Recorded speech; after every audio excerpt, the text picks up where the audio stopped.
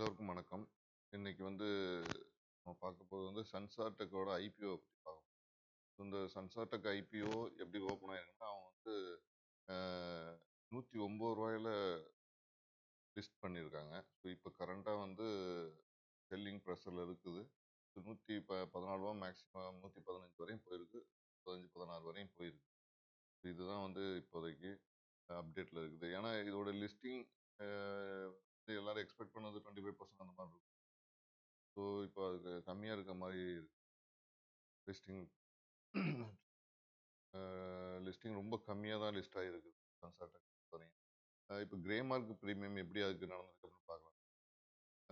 நீங்கள் பாருங்கள், grey market premium பொறுத்தவரையும் Sansar tech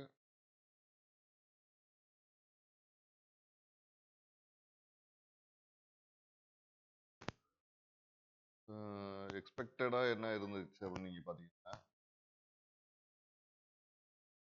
grey market premium expected வந்து 46 ஆரம்பிச்சிச்சு. இது தொடர்ந்து கொஞ்சம் கொஞ்சமாக குறைஞ்சிட்டே வந்துச்சு. ஸோ லாஸ்ட்டாக வந்து 37 35 அந்த மாதிரி ரேஞ்சுக்கு வந்துச்சு. ஆனால் லிஸ்டிங் முதல் நாள் பார்த்தீங்கன்னா 25% வரையும் தான் வரும் அப்படின்னு சொல்லி பார்த்தீங்கன்னா 119க்கு வரும் அப்படின்னு எதிர்பார்த்தாங்க. ஸோ 119 வராமல் அதுலேயும் 10 ரூபா குறைஞ்சு 109 தான் வந்திருக்குது. ஸோ இதில் வந்து என்னென்னா எக்ஸ்பெக்டடு வரல. ஸோ மார்க்கெட்டுக்கு வந்து இதில் ஏதோ எக்ஸ்பெக்டட் கொடுக்கல அவங்க. ஸோ புஷிங் வந்து அதிகமாக இல்லை. ஸோ அதனால் வந்து 109 25% கூட வரல அதில். ஆல்மோஸ்ட் 15-16% தான் வந்திருக்கும் எனக்கு தெரிஞ்ச எல்லாருக்கும். ஸோ இதுதான் ஐபிஓட இது பெரிய அவங்க எக்ஸ்பெக்டட் ஒரு கிரே மார்க்கெட் ஒரு இம்பாக்ட் இருக்குல்ல. 139 கொடுத்தது வந்து நினச்சது வந்து லிஸ்ட் ஆகும்னு நினச்சி எல்லாரும் அப்ளை பண்ணி. பட் அன்ஃபார்ச்சுனேட்லி அது வந்து 119 கூட 109 வந்து நின்றுருக்கு. 119 இருந்தால் கூட ஓரளவுக்கு கெயின் ஆகுதுன்னு 25.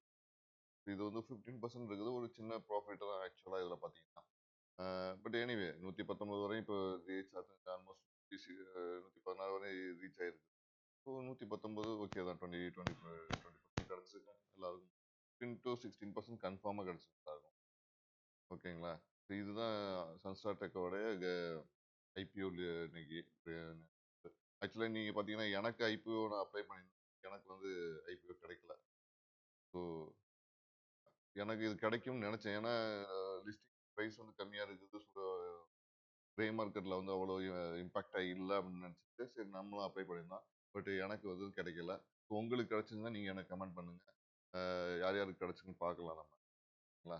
ஸோ இது வந்து இந்த லிஸ்ட்டை பொறுத்தவரையும் நமக்கு வந்து அன்எக்ஸ்பெக்டட் தான். அதாவது நம்ம எக்ஸ்பெக்ட் பண்ணது கிடைக்கல. ஸோ எக்ஸ்பெக்டேஷன் வந்து ரொம்ப லோவாகிடுச்சு. நம்ம என்ன எக்ஸ்பெக்ட் பண்ணமோ அது கீழே போயிடுச்சு. ஸோ இதுக்கு நம்ம சன்சார்ட்டுக்கு ஸ்டார் கொடுக்கணும்னா ஒரு ஒரு ஸ்டார் தான் கொடுக்க முடியும். ஏன்னா ஆஸ் எக்ஸ்பெக்டட் வந்திருந்தா நமக்கு கூட 2 ஸ்டார் 3 ஸ்டார் கிடைச்சிடும். சன்செட்டுக்கு அப்புறம் இந்த ஐபிஓக்கு வந்து என்னுடைய ஸ்டார் வந்து 1 ஸ்டார் தான் அது. ஓகேங்களா.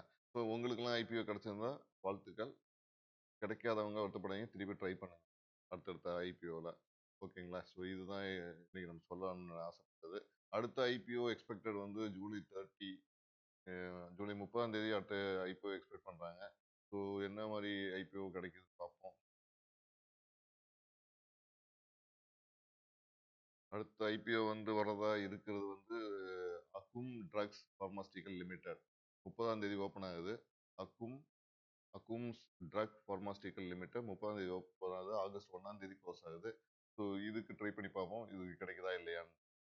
ஓகேங்களா. ஸோ எனக்கு ஏற்கனவே கிடைச்ச இந்த பன்சார்வாய் எனக்கு நல்ல ப்ராஃபிட் கொடுத்தது வந்து பன்சார்வாயும் எம்கியூர் ஃபார்மாஸ்டிக்கல் தான். பட் இது எனக்கு கிடைக்கல. இது எதுவுமே எனக்கு கிடைக்கல. பார்க்கலாம் அக்கும் கிடைக்குதா அப்படின்னு சொல்லிட்டு. ஸோ இதில் எனக்கு ஒரு ஆல்மோஸ்ட் நல்ல ப்ராஃபிட் எனக்கு ஆஸ் எக்ஸ்பெக்டட் இது நல்லா கிடைச்சது. இதுக்கு நான் வந்து கன்ஃபார்மாக 5 ஸ்டார் நான் கொடுத்துருக்கேன். இதை பார்த்து இந்த ரெண்டுக்கும் சன்ஸ்டார்ட்டுக்கு ஏமாத்திருச்சு. அக்கும்ஸ் ட்ரக்ஸ் அண்ட் ஃபார்மஸ்டிக்கல் எப்படி இருக்குன்னு நம்ம பார்க்கலாம் அடுத்த ஐபிஓ லிஸ்ட்டில். இந்த கிரே மார்க்கெட் டீட்டெயில் வந்து நம்ம டெய்லி அப்டேட் பண்ணுவோம் எப்படி போகுது. இப்போ நீங்கள் கிரே மார்க்கெட்டை வந்து வாட்ச் பண்ணுங்க. எப்போதான் உங்களுக்கும் புரியும் இது எவ்வளோ எக்ஸ்பெக்டட்ல இருக்குன்னு. பட் கிடைக்கிறது கிடைக்காது அடுத்தது. அதோடைய ஃப்ரீக்வன்சியும் நமக்கு தெரியுங்களா? ஸோ இந்த லெவலுக்கு போகும் அப்படிங்கிற மாரி. ஸோ ஒரு ஃபிக்ஸ் பிரைஸ்லேருந்து ஒரு லிஸ்டிங் பிரைஸ் வந்து எப்படி போகுது அப்படின்னு நம்ம பார்த்துக்கலாம். ஸோ இதை இந்த வாட்ச் பண்ணுங்க. ஸோ இந்த ஐபிஓ பற்றின தகவல்கள் திருப்பி நம்ம சொல்லுவோம். ஃபுல் டீட்டெயிலாக வீடியோ போடணும் ஐபிஓ பற்றினா நிறையா யூடியூப்ல இருக்கு. தேவையில்லை. நமக்கு என்ன கிடைச்சிச்சு, நம்ம என்ன பண்ணுறோம். எனக்கு இதில் வந்து 35% கிடைச்சிச்சு. அதை தான் நம்ம இங்கே சொல்ல வரோம். ஸோ ஐபிஓ வந்து நல்ல ப்ராஃபிட்டில் இருக்க ஒரு பிஸ்னஸ் தான். ஸோ இந்த பிஸ்னஸை நீங்கள் வந்து ப்ராப்பராக பண்ணீங்கன்னா தெரியும். பட் இது வந்து luck based luck based business இதுக்கு பேர். ஐபிஓ பொறுத்தவரையும் லக் பேஸ்ட் பிஸ்னஸ் தான். அது எப்படி கிடைக்குங்கிறத பொறுத்து தான் நமக்கு நம்மளுடைய பிஸ்னஸில் அது எப்படி ப்ராஃபிட்டாக இருக்கா அப்படின்னு. ஸோ இது வந்து no loss profit, no loss business, but lucky based business இதுக்கு பேர். ஸோ நீங்கள் பாருங்கள், அடுத்த ஐபிஓ எப்படி இருக்குன்னு அனலைஸ் பண்ணுவோம். ஸோ இந்த வீடியோ உங்களுக்கு பிடிச்சிருந்தா லைக் பண்ணுங்கள், கமெண்ட் பண்ணுங்கள், சப்ஸ்கிரைப் பண்ணுங்கள். நன்றி, வணக்கம்.